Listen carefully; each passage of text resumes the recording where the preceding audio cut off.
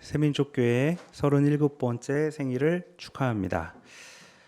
저는 37년 동안 이 교회를 읽어오신 여러분이 자랑스럽습니다. 여러분도 스스로가 자랑스러우신가요? 네.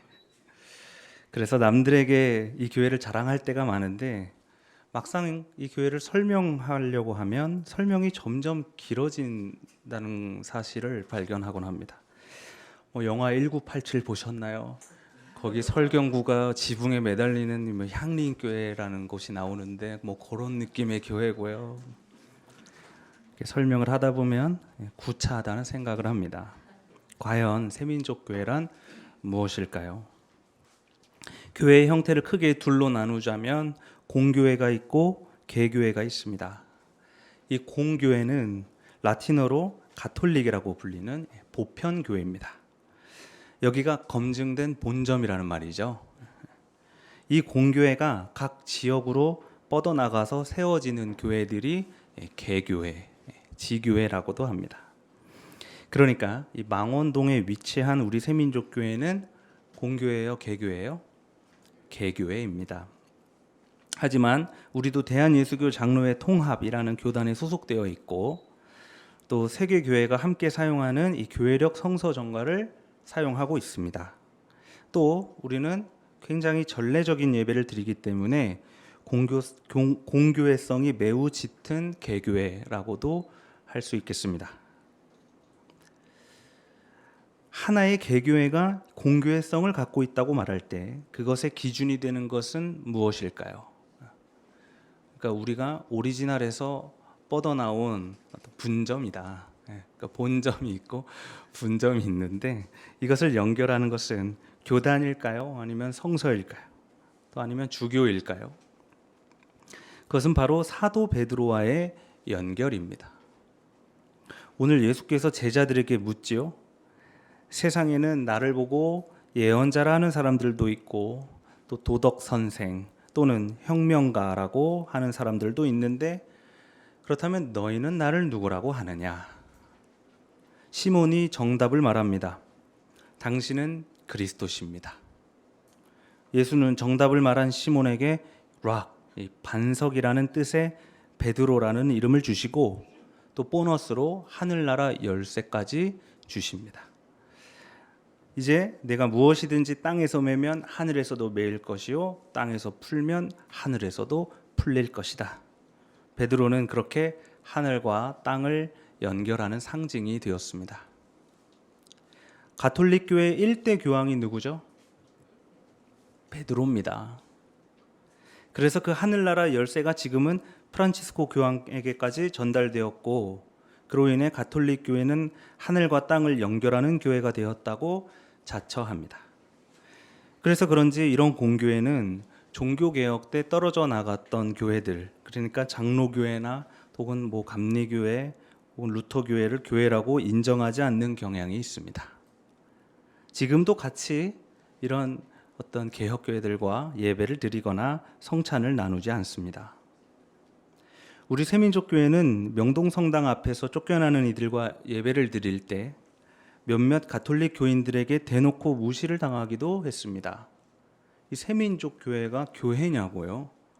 아니 새민족교회라고 써 있는데 그걸 교회라고 왜 물어보는 거죠? 우리가 유명하거나 엄청나게 큰 교회가 아니어서 그런지 제가 우리 교회를 자랑스럽게 생각하는 것만큼 세상이 새민족을 인정해 주지는 않았습니다. 우리 새민족교회는 공교회와 연결이 끊어진 걸까? 오늘부터 출애굽기 이야기가 시작이 됩니다. 이야기는 끔찍하게도 이집트 파라오의 영아 학살로 시작합니다. 이집트의 노예였던 히브리 민족의 빠른 번식력 때문에 혹시라도 노예들의 반란이 일어날까 봐 파라오는 히브리 남자아기들을 모두 죽이라는 명령을 내립니다.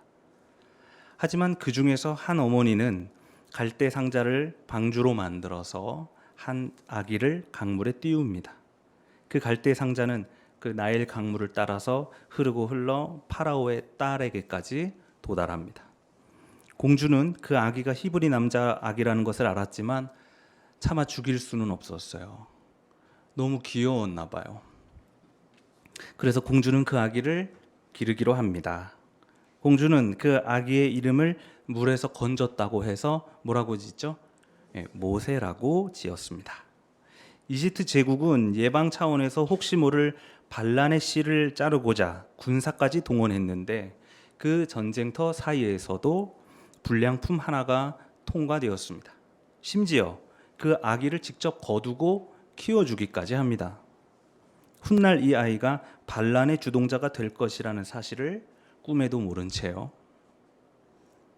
저는 처음 신학대학원에 들어갈 때부터 급진적인 목사 그리고 매우 진보적인 목회를 하고 싶었습니다.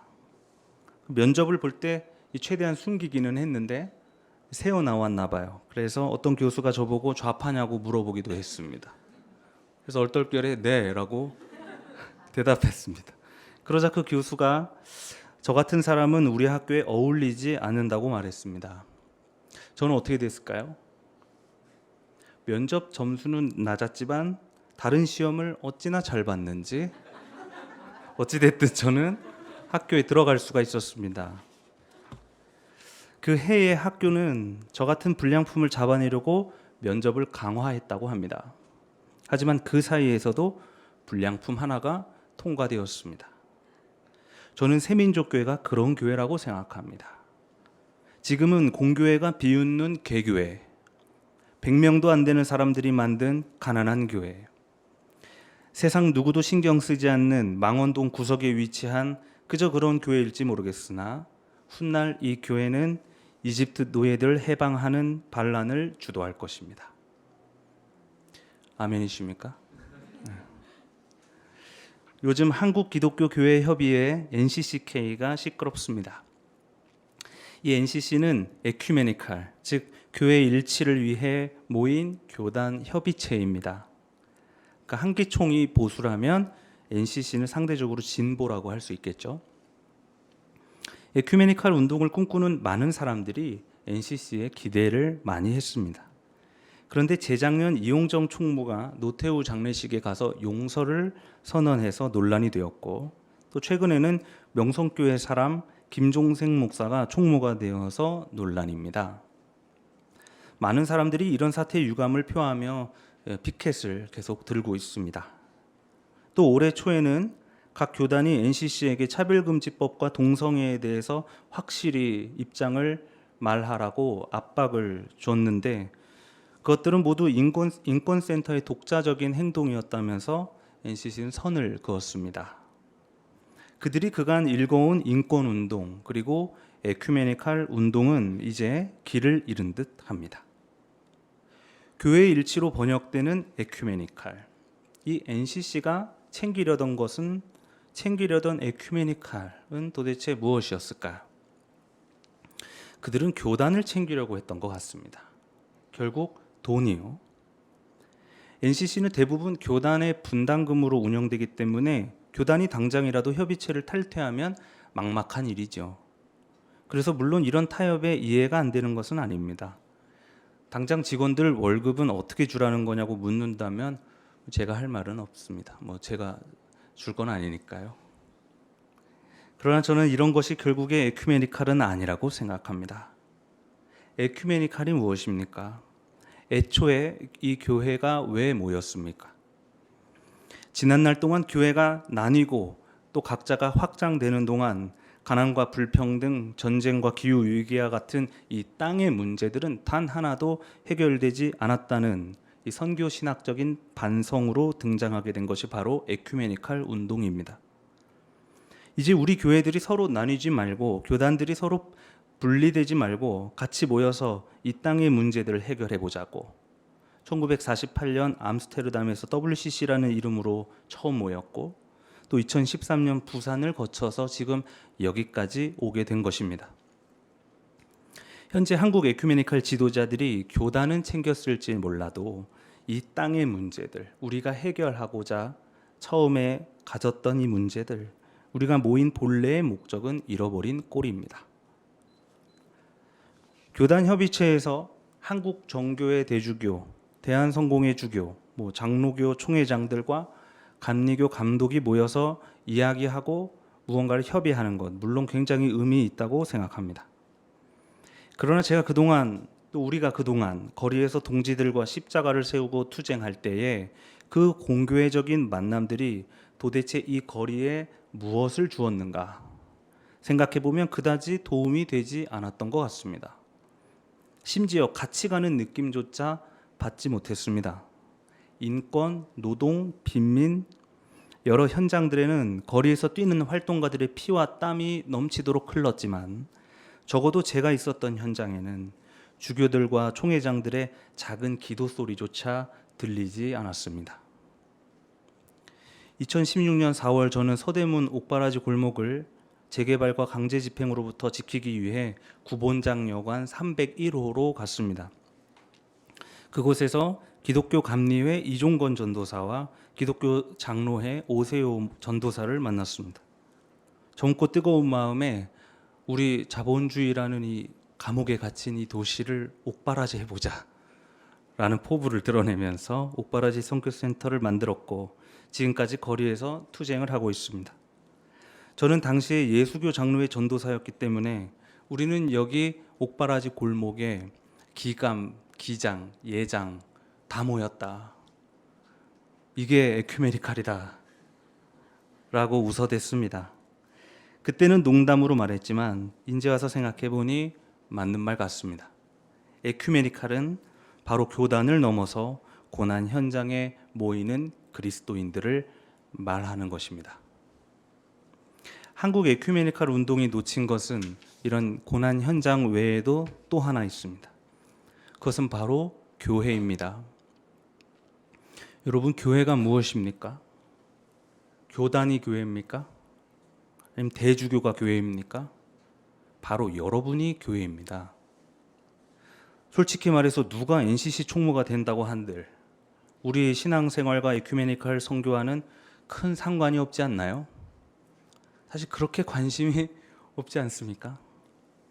협의체가 무엇을 협의하든 교단이 무엇을 결정하든 우리는 새민족의 길을 계속 가지 않겠습니까? 이것이 한국 에큐메니칼 운동이 교단은 사로잡았을지 몰라도 교회를 놓쳤다는 증거입니다. 사실 그 협의체에 들어가는 돈들도 애초에 다 교인들의 주머니에서 나온 거 아닙니까? 교인들은 돈을 대는 사람들이 아니라 몸으로 직접 교회를 이루는 사람들입니다. 새민족교회는 비록 아무도 알아주지 않았을지라도 늘 에큐메니칼 운동 중심에 있었습니다. 평택 미군기지에도 있었고 소성리에도 있었고 광화문 광장에도 있었습니다.